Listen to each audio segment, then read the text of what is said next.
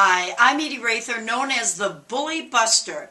My tips for you today have to do with no more rubber rules. I personally think that parents and teachers have become a little bit too wishy-washy. I think even managers in the corporate world have been.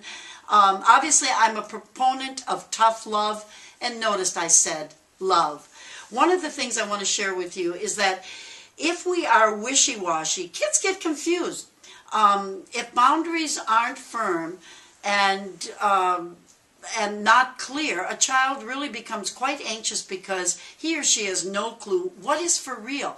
They just want to define their world, and it doesn't feel really safe when teachers or parents are saying one thing and doing another. The worst thing you can do is tell a child what you're going to do, what you expect, and then not follow through. Absolutely nothing will create more anxiety or more confusion. So, no more rubber rules. The other thing that you need to do is, don't try to fight the bullying thing alone. Solicit the entire classroom. You got to remember, peer pressure goes a long way. Kids will listen to other kids a lot more than they're going to listen to you or to me. So certainly facilitate the involvement of the entire class. Get an army behind what you're doing. The other thing I often question is, we have no smoking areas. I think you ought to have signs. You might even have a contest where there are no bullying areas, and just absolutely no tolerance of aggressive behavior or any harassment whatsoever. It's all about communicating clear expectations and following through with consequences that are fair, that are just, but you gotta take action. Let me share a few other things that are crucial for every classroom. Number one, these are some policies you need to have in place. The first one is, we shall not bully other students, period. Number two, we shall try to help students who are bullied. I'm going to tell you, where we can really win this battle? It's in the bystanders. About 85% of the kids are bystanders. They're witnessing it, but they don't want to speak up. They feel that if they are reporting, they're ratting, or if they're telling, they're tattling. There's a difference.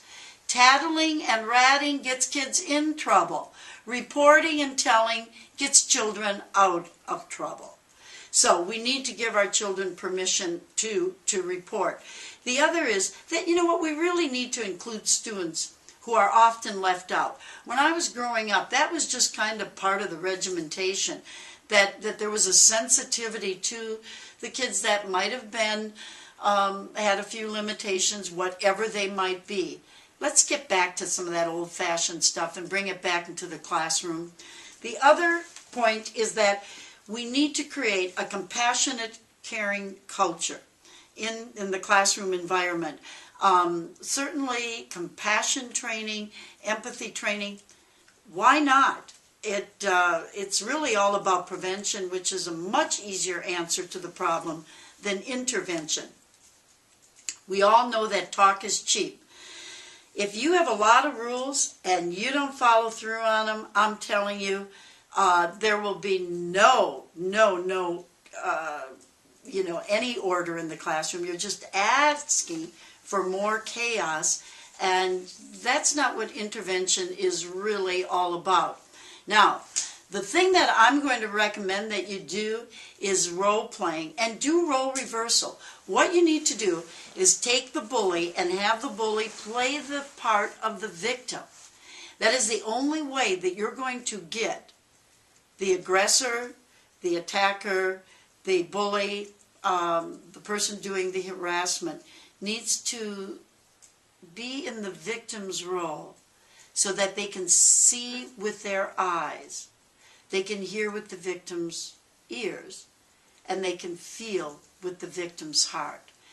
It works, it's effective, and anybody can really do it. We need to get everyone involved. Thank you for joining me, and do visit me for more information at www.stopbullyingwithedie.com. www.bullyingnowpodcast.com. I also have written a book, Stop Bullying Now, packed with tips and guidelines to help you make a difference.